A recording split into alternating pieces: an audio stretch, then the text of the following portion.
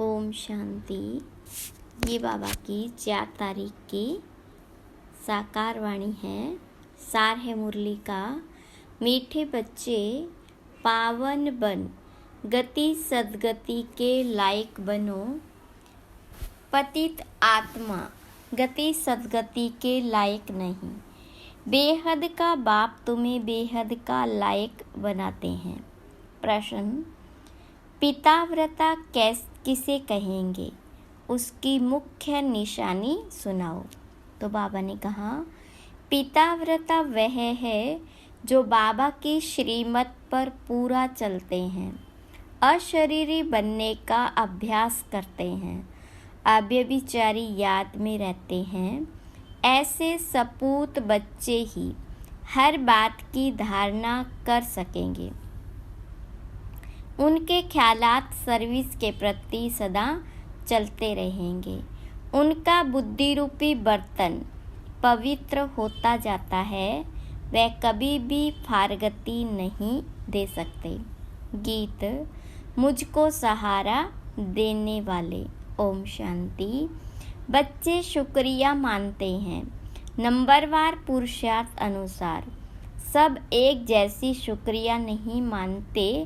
जो अच्छे निश्चय बुद्धि होंगे और जो बाबा की सर्विस पर दिल व जान सीख व प्रेम से उपस्थित है, वो ही अंदर में शुक्रिया मानते हैं।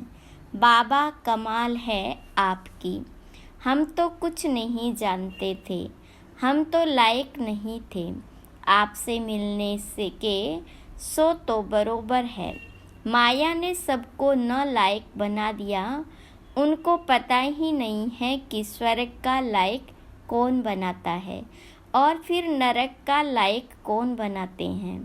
वह तो समझते हैं कि गति और सद्गति दोनों का लायक बनाते हैं बाप।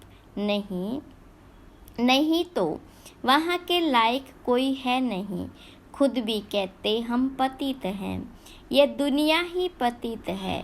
साधु संत आदि कोई भी बाबा को नहीं जानते। अभी बाबा ने तुम बच्चों को अपना परिचय दिया है। कायदा भी है बाप को ही आकर परिचय देना है। यहाँ ही आकर लायक बनाना है, पावन बनाना है। वहाँ बैठे ऊपर पावन बना सकते तो फिर इतने नालायक बनते ही क्यों? तुम बच्चों में भी नंबरवार पुरुषार्थ अनुसार ही निश्चय बुद्धि है। बाबा का परिचय कैसे देना चाहिए, यह भी अकल होना चाहिए। शिवाय नमः भी जरूर है। वही माता पिता ऊंचते ऊंच है। ब्रह्मा विष्णु शंकर तो रचना है। उनको क्रिएट करने वाला जरूर बाप होगा। माँ भी होनी चाहिए। सबका गॉड फादर तो एक है जरूर। निराकार को ही गॉड फादर कहा जाता है। क्रिएटर हमेशा एक ही होता है। पहले तो परिचय देना पड़े अलफ का। यह युक्ति युक्त परिचय कैसे दिया जाए, वह भी समझाना है। भगवान ही ज्ञान का सागर है। उसने ही आकर राजयोग सिखाया है। वह भगवान कौन है, पहले अलफ की पहचान देनी है। बाबा भी निराकार है, आत्मा भी निराकार है। हम निराकार बाबा आकर बच्चों को वर्षा देते हैं। किसी के द्वारा तो समझाएंगे ना, नहीं तो राजाओं का राजा कैसे बनाया? सतयुगी राज्य किसने स्थापन किया? हेवन का रचयिता कौन है? जरूर हेवनली गॉड फादर ही होगा। वह निराकार होना चाहिए। पहले फादर की पहचान देनी पड़ती है। श्री कृष्ण को और ब्रह्मा विष्णु शंकर को फादर नहीं कहेंगे। उनको तो रचा जाता है। जब सूक्ष्म वतन वालों को भी रचा जाता है, वह भी क्रिएशन है। फिर स्थूल वतन वालों को भगवान कैसे कहेंगे? गाया जाता है, देवताए नमः, वह है शिवाय नमः। मुख्य है ही यह बात। अब प्रदर्शनी में तो घड़ी घड़ी एक बात नहीं समझाएंगे। यह तो एक एक को अच्छी रीति समझाना पड़े, निश्चय कराना पड़े। जो भी आए उनको पहले ये बताना है कि आओ तो तुमको फादर का साक्षात्कार कराएं। फादर से ही तुमको वर्षा मिलना है। फादर ने ही गीता में राजयोग सिखाया है, श्री कृष्ण ने नहीं सिखाया। बाबा ही गीता के भगवान है। नंबर 1 बात यह है, श्री कृष्ण भगवानुवाच नहीं है।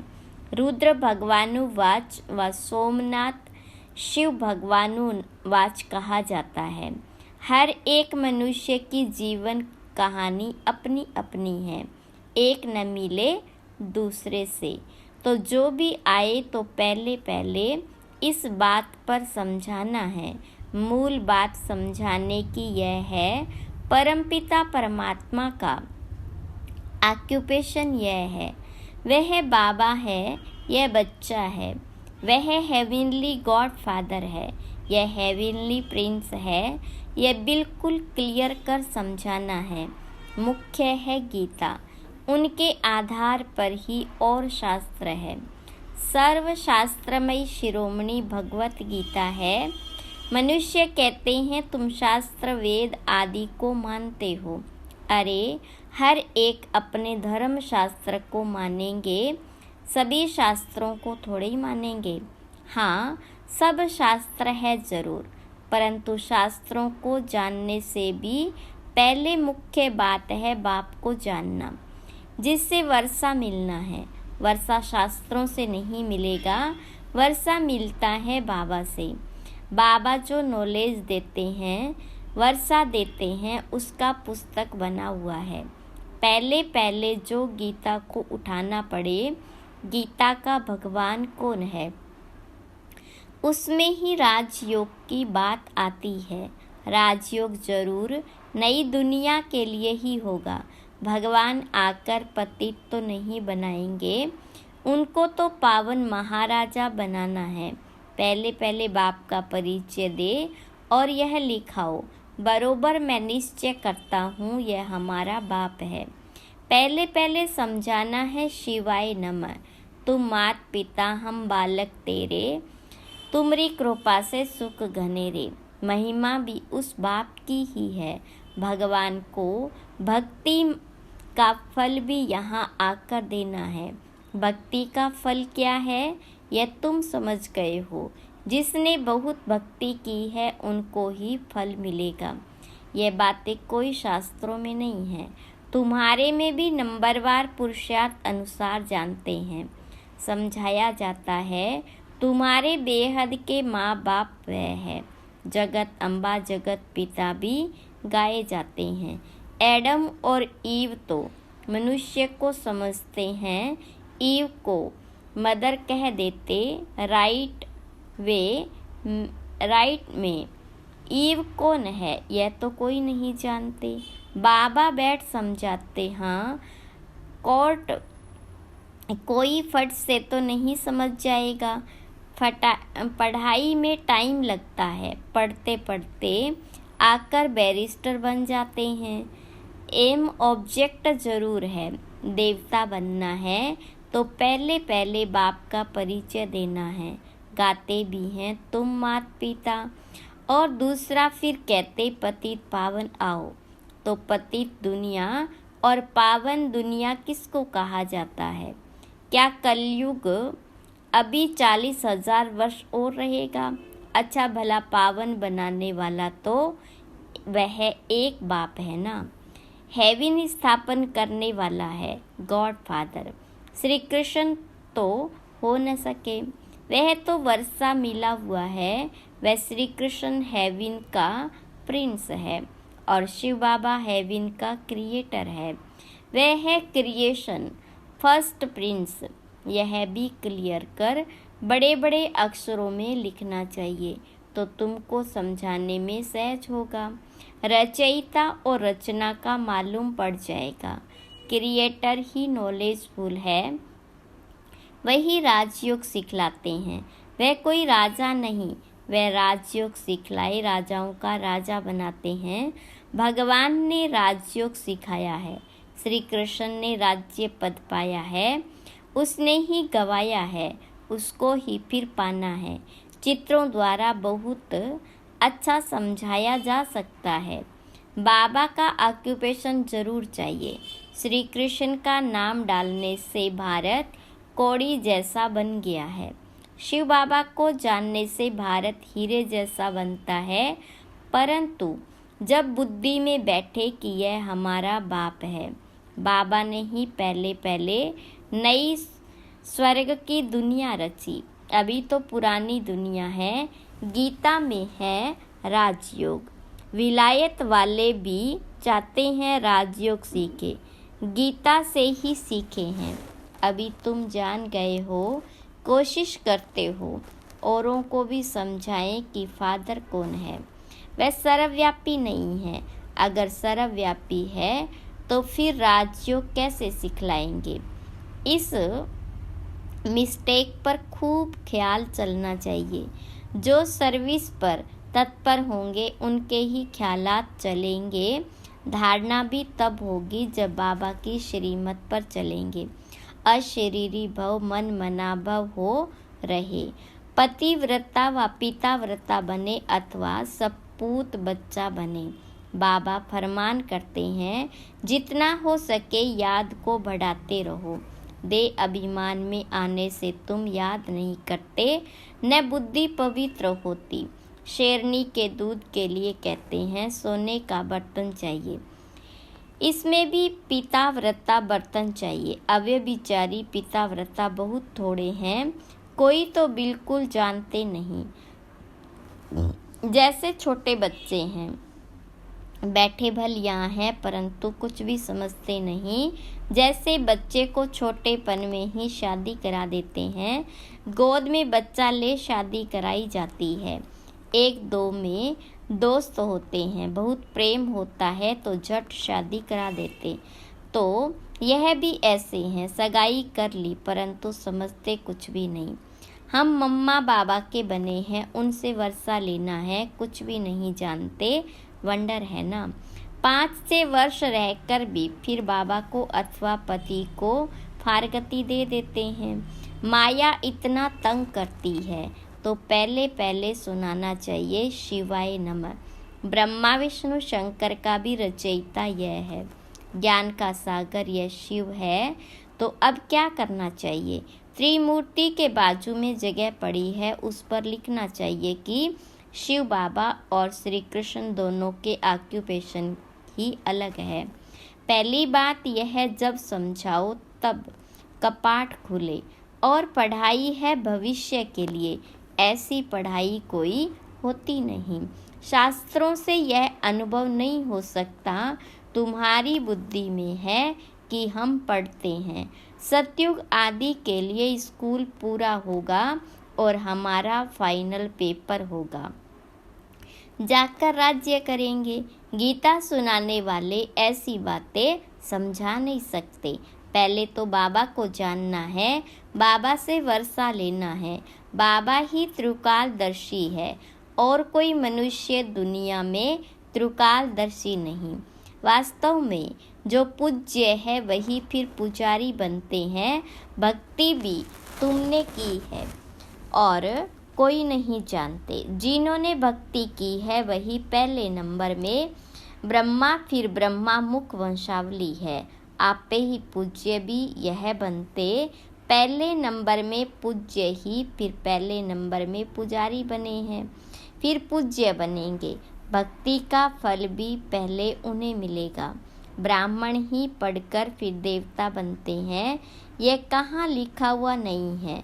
भीष्म पितामह आदि को मालूम तो पड़ा है ना कि इन्हों से ज्ञान बाण मरवाए। ज्ञान बाण मरवाने वाला कोई और है, यह समझेंगे जरूर कि कोई ताकत है। अभी भी कहते हैं कोई ताकत है जो इन्हों को सिखलाती है। बाबा देखते हैं यह सब मेरे बच्चे हैं, इन आँखों से ही देखेंगे। जैसे पितृ यानी श्राद्ध खिलाते हैं तो आत्मा आती है और देखती है फलाने हैं। खाएगा तो आंखें आदि उनके जैसी बन जाएगी। टेम्परेरी लोन लेते हैं, यह भारत में ही होता है। प्राचीन भारत में पहले पहले राधे कृष्ण हुए। उन्हों को जन्म देने वाले ऊंच नहीं गिने जाएंगे, वह तो कम पास हुए ना। महिमा शुरू होती है श्री कृष्ण से। राधे कृष्ण दोनों अपनी अपनी राजधानी में आते हैं। उन्हों के माँ बाप से बच्चे का नाम जास्ती है। कितनी वंडरफुल बातें हैं, गुप्त खुशी रहती है। बाबा कहते मैं साधारण तन में ही आता हूँ। इतना माताओं का झुंड संभालना है, इसलिए साधारण तन लिया है जिससे खर्चा चलता रहा। शिव बाबा का भंडारा है, भोला भंडारी अविनाशी ज्ञान रत्नों का भी है। और फिर एडॉप्टेड बच्चे हैं, उन्हों की भी संभाल होती आती है, यह तो बच्चे ही जाने। पहले पहले जब शुरू करो तो बोलो शिव भगवान वाच, वह सबका रचयिता है। फिर श्री कृष्ण को ज्ञान सागर गॉड फादर कैसे कह सकते। लिखत ऐसी क्लियर हो जो पढ़ने से अच्छी रीति बुद्धि में बैठे। कोई कोई को तो 2-3 वर्ष लगते हैं समझने में। भगवान को आकर भक्ति का फल देना है। ब्रह्मा द्वारा बाबा ने यज्ञ रचा, ब्राह्मणों को पढ़ाया, ब्राह्मण से देवता बनाया, फिर नीचे आना ही है। बड़ी अच्छी समझानी है, पहले यह सिद्ध कर बताना है। श्री कृष्ण हेवनली प्रिंस है, हेवनली गॉड फादर नहीं। सर्वव्यापी के ज्ञान से बिल्कुल ही तमो प्रधान बन गए। जिसने बादशाही दी उनको भूल गए। कल्प कल्प बाबा राज्य देते हैं और हम फिर बाबा को भूल जाते हैं। बड़ा वंडर लगता है। सारा दिन खुशी में नाचना चाहिए। बाबा हमको विश्व का मालिक बनाते हैं। अच्छा, मीठे मीठे सिक्की लदे बच्चों प्रति माता पिता बाप दादा का याद प्यार और गुड मॉर्निंग। रूहानी बाप की रूहानी बच्चों को नमस्ते। रूहानी बच्चों की रूहानी बाप दादा को याद प्यार गुड मॉर्निंग और नमस्ते। धारणा के लिए मुख्य सार। पहली पॉइंट, अव्यभिचारी पिता व्रता हो रहना है। याद को बढ़ाते बुद्धि को पवित्र बनाना है। दूसरी पॉइंट, बाप का युक्ति युक्त परिचय देने की विधि निकालनी है। विचार सागर मंथन कर अलग को सिद्ध करना है। निश्चय बुद्धि बंद सेवा करनी है। वरदान, स्व परिवर्तन द्वारा विश्व परिवर्तन के निमित्त बनने वाले श्रेष्ठ सेवाधारी भव। विस्तार, आप बच्चों ने स्व परिवर्तन से विश्व परिवर्तन करने का कॉन्ट्रैक्ट लिया है। स्व परिवर्तन ही विश्व परिवर्तन का आधार है। बिना स्व परिवर्तन के कोई भी